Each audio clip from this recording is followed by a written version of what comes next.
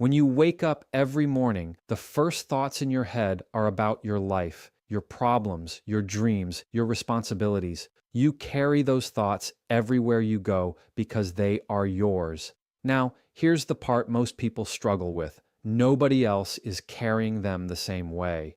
Nobody else is waking up thinking about your goals, your pain, your struggles.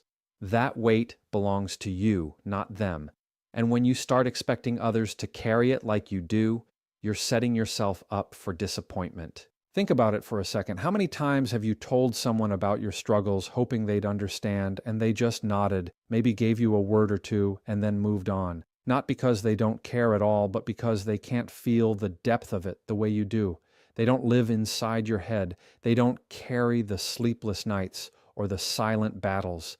They only see what you show them. And what you show is never the full picture because you're the only one who knows the full picture. That's why depending on others to invest in your life the same way you do is dangerous. You'll always feel like they're not giving enough, not showing up enough, not caring enough. But the truth is, they're not built to give what you give yourself. They can support, but they can't sustain you. They can listen, but they can't live it. They can stand beside you, but they can't walk the miles that belong to your journey. And every time you expect that, you add weight to a bond that can't carry it. Let me put it this way. Imagine you're holding a glass of water.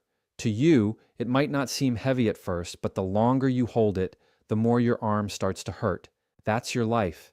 To you, it's heavy, but manageable because it's yours. Now hand that same glass to someone else. At first, they'll hold it without issue, but after a while, it will hurt them too.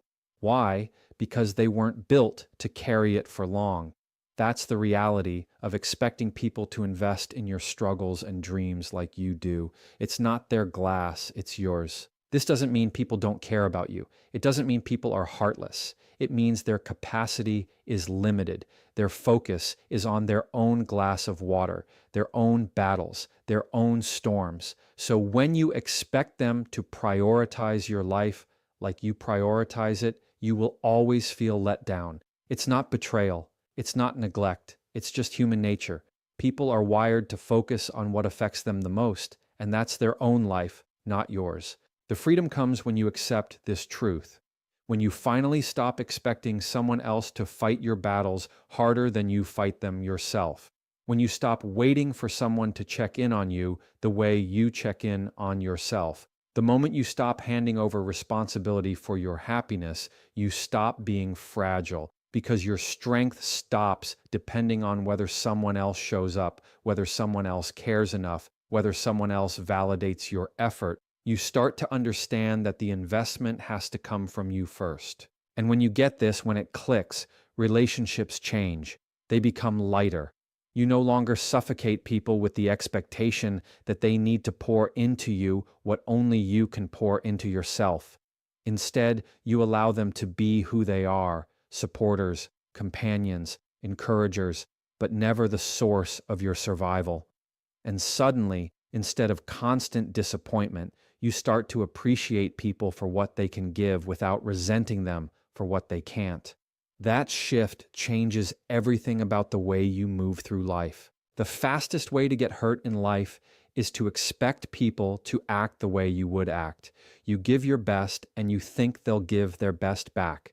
You stay loyal and you believe they'll stay loyal too.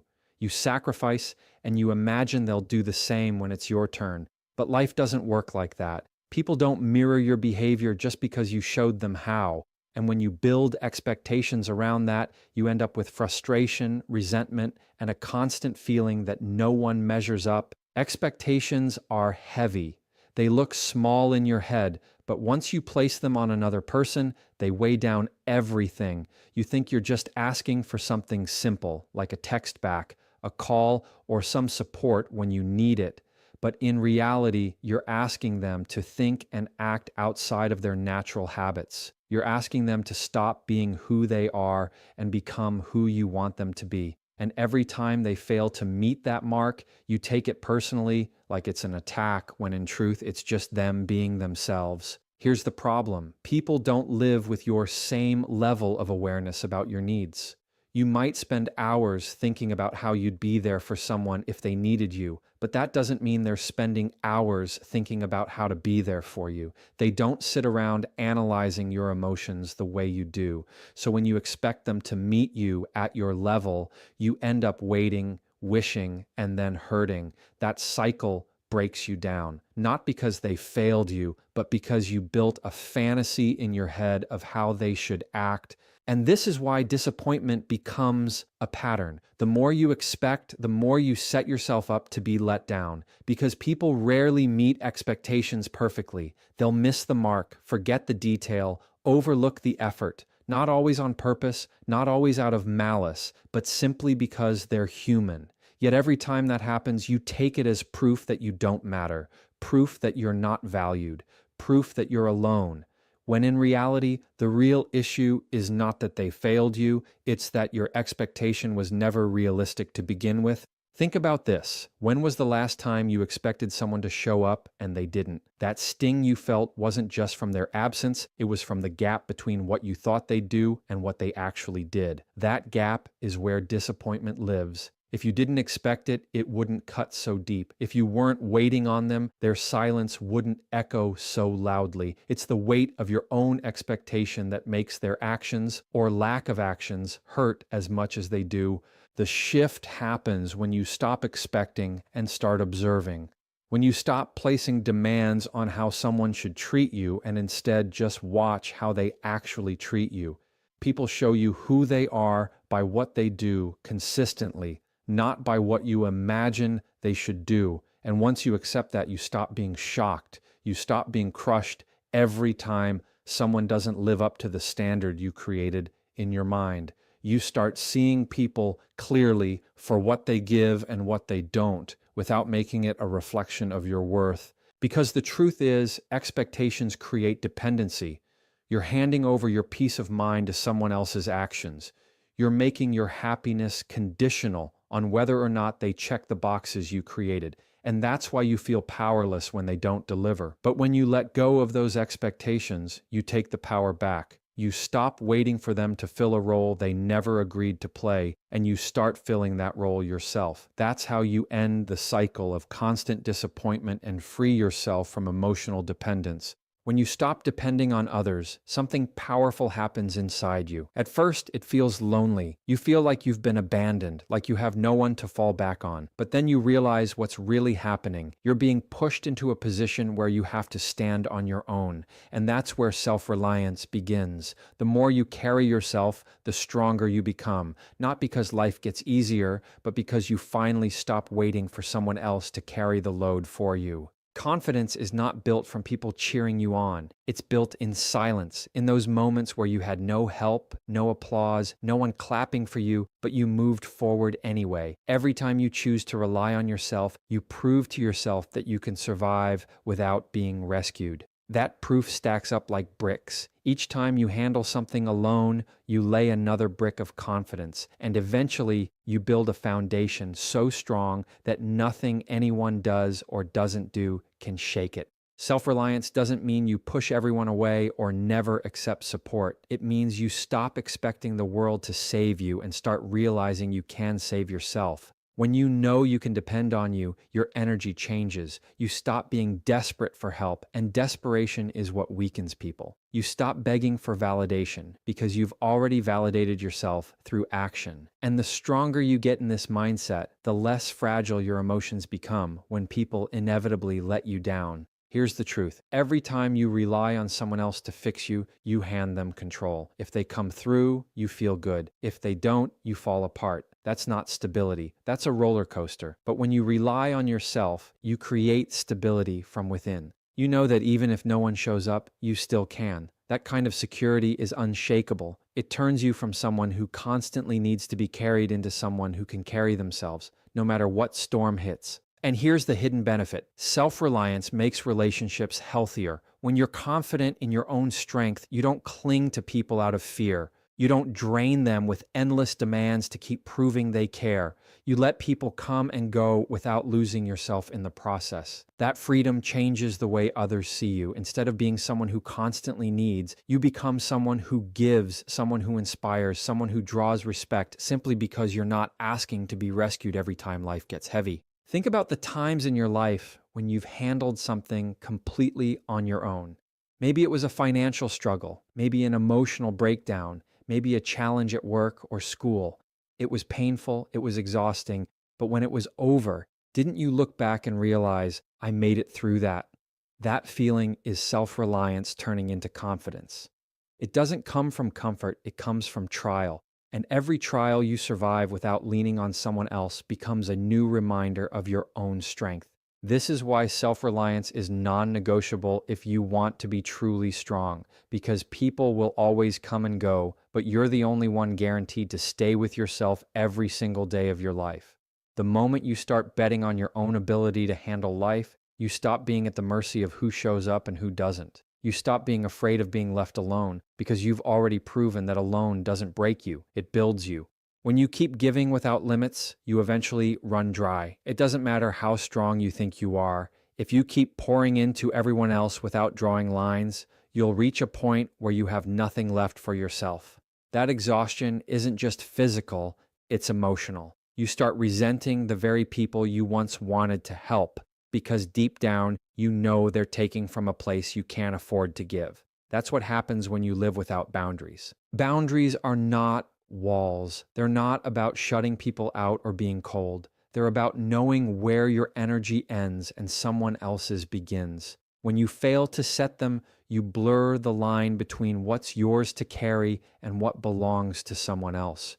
You start solving problems that aren't yours, feeling emotions that don't belong to you, and breaking yourself down just to keep others whole. That's not kindness, that's self-neglect disguised as care. The truth is, no one is going to set those boundaries for you. People will take as much as you're willing to give, not always because they're selfish, but because it's human nature to accept what's offered. If you don't draw the line, they won't know there is one. So you end up drained, bitter, and emotionally burned out, not because they crossed you, but because you never marked where enough was in the first place. Boundaries are how you protect yourself from silently resenting the people you love. When you have boundaries, you create balance. You can show up for people without losing yourself in the process. You can care deeply without making their emotions your full-time responsibility. That balance is what keeps you from collapsing under the weight of relationships. It's not about caring less, it's about caring smarter. It's about recognizing that if you burn out, you won't be able to give to anyone, not them, not yourself, not anyone who actually needs your best energy. Here's the part most people get wrong. Boundaries don't push good people away. They filter out the wrong ones. The right people will respect your limits because they understand you're a human being, not a machine. The wrong people will get angry, offended, or try to guilt you into removing them. That reaction tells you everything you need to know. Boundaries don't ruin relationships. They reveal which ones were built on respect and which ones were built on convenience. Think about the last time you said yes when you wanted to say no. You walked away from that situation drained, didn't you? That's emotional burnout in motion. And every time you repeat it, your energy shrinks a little more. You start to dread answering calls, replying to messages, or even being around people at all. It's not because you don't care, it's because you cared so much without protecting yourself that you've run out of fuel to keep going. That's what happens when you ignore the power of healthy boundaries. Boundaries are not selfish, they are survival. They're how you stay mentally and emotionally strong in a world that will always demand more than you can give. They're how you make sure that when you do show up whole, not broken. They're how you protect your peace so that your presence remains valuable. And when you learn to enforce them without guilt, you stop being a victim of emotional burnout and start being the protector of your own well-being. One of the heaviest chains people carry is the constant need for validation. You post something online and you wait for the likes. You achieve something in life and you wait for the applause. You make a decision and you wait for approval from friends or family. That waiting becomes a trap. Because the moment you start tying your self-worth to the reactions of others, you put yourself in a cage where their silence feels like rejection and their praise feels like oxygen. Validation feels good, but it's dangerous when it becomes your fuel. Because if you rely on others to tell you that you're enough, you'll always be chasing it. You'll dress for it, work for it, even live for it. And when it doesn't come, you'll start doubting yourself, even if you've done nothing wrong. That's the problem. Validation is temporary. It lasts only as long as someone else is paying attention.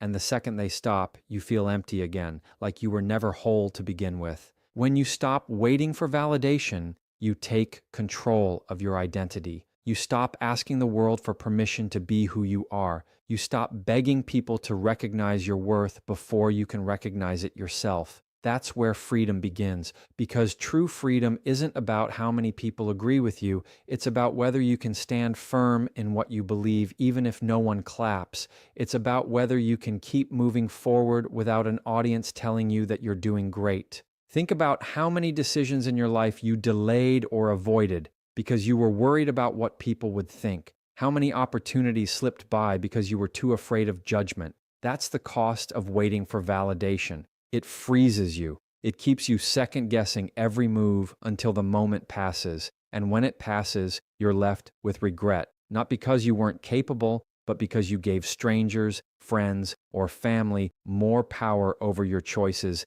than you gave yourself. The truth is, the people whose approval you're chasing are often too focused on their own lives to notice yours. They're not thinking about you as much as you imagine.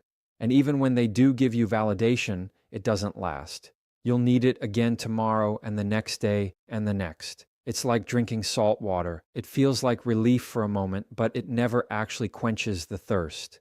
The only validation that lasts is the kind you give yourself through consistent self-respect and action. Here's where it shifts. When you stop waiting for validation, you actually become more attractive to people because confidence is magnetic. When you're no longer chasing approval, you move differently, you speak differently, you carry yourself differently. You're not desperate for someone to clap for you, you're already clapping for yourself. And that energy draws in respect, not pity. People start to notice you more when you stop needing them to notice you at all. Self-validation is not about arrogance. It's about grounding yourself in the truth that your worth isn't up for debate. It's about saying, I know who I am, I know what I bring, and I don't need anyone to stamp it for me to believe it.